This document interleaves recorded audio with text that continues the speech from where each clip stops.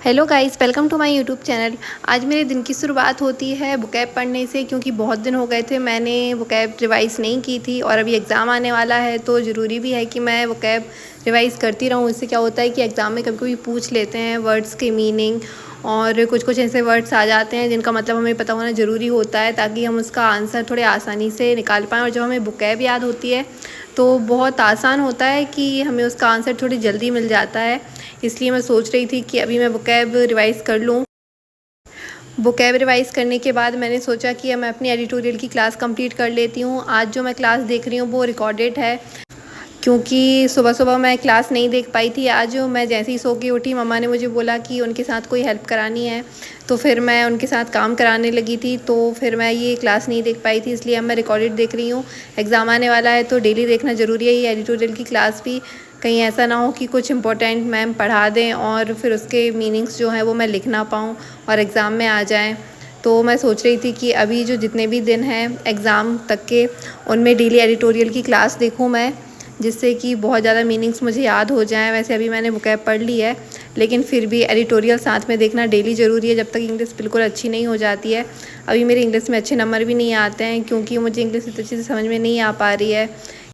और ऐसा भी होता है कि मैं इंग्लिश में 24 क्वेश्चंस करती हूँ तो उनमें से 10 तो गलत निकल ही जाते हैं। पता नहीं क्यों ऐसा होता है। कभी कभी ऐसा होता है कि मैं उनको अच्छे से समझ नहीं पाती हूँ, उनकी मीनिंग्स मुझे पता नहीं होती हैं, इसलिए भी दिक्कत हो रही है ये। इसलिए ज़रूरी है कि मैं वोकैब अच्छे से पढूँ और ये एडिटोरियल की क्लास अच्छे से देखूँ, जिससे ये मुझे थोड़े अच्छे से समझ में आ जाए। गाइस, एडिटोरियल की क्लास कंप्लीट करने के बाद मैं नहाने चली गई थी और फिर मैंने आके देखा कि आज घर में दाल चावल बन रहे हैं, जो कि मेरी बहन ने चढ़ा दिए थे दाल चावल। मुझे बस दाल फ्राई करनी थी। वो फ्राई करने के बाद मैंने खाना खाया और खाना खाने के बाद मैं अर्थमेटिक सॉल्व करने बैठ गई थी, क्योंकि प्रॉफिट एंड लॉस पढ़ रही हूँ मैं और वो डेली सॉल्व करना ज़रूरी है। अगर वो मैं डेली सॉल्व नहीं करूँगी तो पक्का भूल जाऊँगी, क्योंकि ये अर्थमेटिक होती है ऐसी है कि इसे डेली सॉल्व करना ही पड़ता है, चाहे हमें कितने अच्छे से आती हो। हाँ, वो बात अलग है कि बहुत अच्छे से लैंग्वेज समझ में आने लगी है तो फिर कोई दिक्कत नहीं है, फिर हम इसे छोड़ सकते हैं 1-2 दिन के लिए। इसके बाद मैंने सोचा कि मैं चेक लिस्ट सॉल्व कर लेती हूँ, क्योंकि वो मैंने बहुत दिन से सॉल्व नहीं की है। अभी मैं कंफ्यूज हो रही थी कि मैं रीजनिंग सॉल्व करूँ या फिर क्वांट सॉल्व करूँ, लेकिन फिर मैंने सोचा कि अभी रीजनिंग की जो चेक लिस्ट है वो मैंने बहुत ज़्यादा दिन से सॉल्व नहीं की है, तो मैं एक बार पहले रीजनिंग सॉल्व कर लेती हूँ, उसके बाद मैं क्वांट सॉल्व करूँगी। अब मैं यहाँ पे पीडीएफ ढूंढ रही थी कि पीडीएफ कहाँ है, जो रीजनिंग की पर डे आती है चेक लिस्ट, वो मुझे मिली नहीं, लेकिन मुझे ये मिल गया एसबीआई आईबीपीएस का क्लर्क का पेपर। तो मैंने सोचा कि एक बार खोल के देख लिया जाए, पता नहीं कुछ क्वेश्चंस मिल जाएं जो मैं सॉल्व कर लूँ। लेकिन फिर मैंने जैसे इसे ओपन करके देखा, इसमें तो क्वांट निकल गई थी, मतलब क्वांट के क्वेश्चंस आ गए थे सिंप्लीफिकेशन के, अर्थमेटिक के, जो कि मुझे पहले सॉल्व नहीं करने थे, मुझे तो रीजनिंग ही सॉल्व करनी थी। मैंने सोचा ये क्या है कि अभी तो मैंने इसके ऊपर एसबीआई आईबीपीएस लिखा देखा था और ये क्या क्वांट निकल के आ गई है।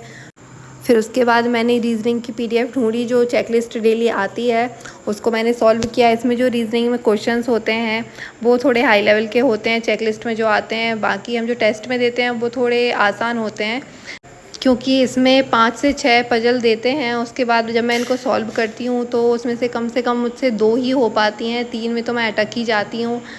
पता नहीं अभी मुझे इतने अच्छे से समझ में नहीं आई है पज़ल क्या दिक्कत है, लेकिन कुछ ना कुछ रह ही जाता है, तो मैं पूरा सॉल्व नहीं कर पाती हूँ पज़ल को, 2-3 क्वेश्चन लेकिन मैं कर लेती हूँ अच्छे से। और आज मैंने सोचा था कि आज मैं टेस्ट भी लगाऊंगी। आज मुझे एसबीआई क्लर्क का टेस्ट लगाना है, बहुत दिन से मैंने मॉक नहीं लगाया था, तो मैंने सोचा कि आज मॉक लगा के देख लेती हूँ कि मेरे मॉक में कितने क्या नंबर आ रहे हैं। तो फिर लैपटॉप तो मेरे पास था नहीं, तो फिर मैंने सोचा कि मैं फ़ोन में ही आज मॉक लगा लेती हूँ।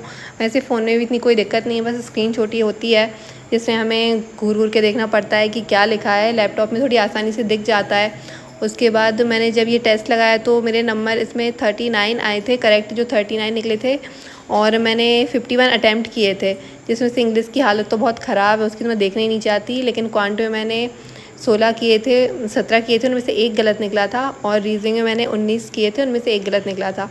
मुझे अभी मैथ्स और रीजनिंग तो सही लग रही है, लेकिन बस इंग्लिश थोड़ी ख़तरनाक दिख रही है कि इसमें ये क्या हो रहा है। मुझे एडिटोरियल और परफेक्शन की क्लास पे और ध्यान देना होगा, क्योंकि मैंने 2-3 दिन से भी परफेक्शन की क्लास नहीं देखी है, शायद कल देखी थी, लेकिन आज नहीं देखी और परसों भी नहीं देखी थी। तो डेली मुझे परफेक्शन की क्लास देखनी चाहिए। उसके बाद मेरे पास ये रीजनिंग की बुक है सौरभ सिंह सर की, अब मैं इससे रीज़निंग सॉल्व कर रही हूँ कि पज़ल मुझसे हो नहीं पाते हैं ज़्यादा, तो मैं सोच रही थी कि पहले मैं इसमें से पज़ल के कुछ क्वेश्चन सॉल्व कर लेती हूँ और सिटिंग अरेंजमेंट के भी कर लेती हूँ, जिससे मुझे थोड़ा समझ में आने लगे और अच्छे से समझ में आने लगे, तो टेस्ट में और मॉक में मैं अच्छे से सॉल्व कर पाऊँ। क्योंकि मॉक में आज मैंने पज़ल एक ही सॉल्व की थी, बाकी नहीं की थी। और बाकी इसमें आप चाहो तो ख़रीद सकते हो, इसमें बहुत सारे टॉपिक हैं, मतलब ऑलमोस्ट टॉपिक हैं जो बैंक में आते हैं, और ये स्पेशली बैंक के ही लिए है।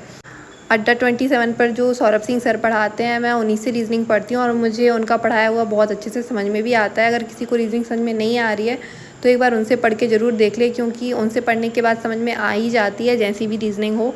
बहुत अच्छे से समझाते हैं वो। मुझे स्लॉग्स समझ में नहीं आ रहे थे, लेकिन जब मैंने उनसे पढ़ी तो मुझे स्लॉग्स बहुत अच्छे से समझ में आ गए थे। ये फर्स्ट पेज में दिखा नहीं पाई थी, इसमें भी पूरे टॉपिक हैं। और बाकी मुझे ये बुक मैंने आधी सॉल्व कर ली है, लेकिन अभी पूरी नहीं हो पाई है। अभी मैं सोच रही हूँ कि इसमें रीज़निंग और पज़ल भी सॉल्व कर लेती हूँ, क्योंकि वो मुझे अच्छे से भी आते नहीं हैं। फिर फाइनली मैं पज़ल और रीज़निंग सॉल्व करने बैठ गई थी। इसमें सच में बहुत दिमाग लगता है, बहुत ज़्यादा। पज़ल में तो सबसे ज़्यादा लगता है। सिटिंग अरेंजमेंट ऐसी रहती हैं कि थोड़ी आसानी से हो जाती हैं, लेकिन पज़ल तो ऐसी होती हैं कि उनमें पूरा दिमाग लगाना पड़ता है, जब भी वो सॉल्व हो पाती हैं। अगर थोड़ा बहुत भी हमारा माइंड डिस्टर्ब है, यहाँ वहाँ लगे हुए हैं और उसके साथ पज़ल सॉल्व कर रहे हैं, तो बिल्कुल भी नहीं हो पाती हैं। थोड़ी बहुत गलत निकल ही जाती हैं। उसमें एक भी चीज़ अगर ऊपर नीचे हो गई है तो उसके बाद वो पूरा क्वेश्चन ही ख़राब हो जाता है। उसका एक भी आंसर सही नहीं आता है, क्योंकि पज़ल लाइन से बनी होती है, एक के ऊपर एक ऐसा कुछ लिखना रहता है, और फिर उसमें अगर एक भी चीज़ हम ऊपर नीचे कर देते हैं तो पूरा ही ख़राब हो जाता है। इसलिए पूरा ध्यान लगा के सॉल्व करना पड़ता है। ऐसे वैसे आज मेरा पढ़ाई करने का ज़्यादा मन नहीं था, क्योंकि आज तीज है, तो मेरा मन था कि साइड वाली आंटी के यहाँ पे जो पूजन हो रही है मैं वहाँ पे चली जाऊँ। लेकिन फिर बार बार मुझे याद आ रहा था कि मेरा एग्ज़ाम है, जिसकी मुझे तैयारी करनी है, और टाइम भी कम ही बचा हुआ है। इसलिए मैं शांति से बैठ के पढ़ती रही, और फिर मैंने रीज़निंग सॉल्व कर ली आज बुक से मैं बहुत दिन बाद सॉल्व कर रही हूँ। बाकी मैं टेस्ट ही लगाती हूँ और मॉक लगाती हूँ। अभी मैं अपना ब्लॉग यहीं ख़त्म करती हूँ। मेरे चैनल को सब्सक्राइब करना। बाय।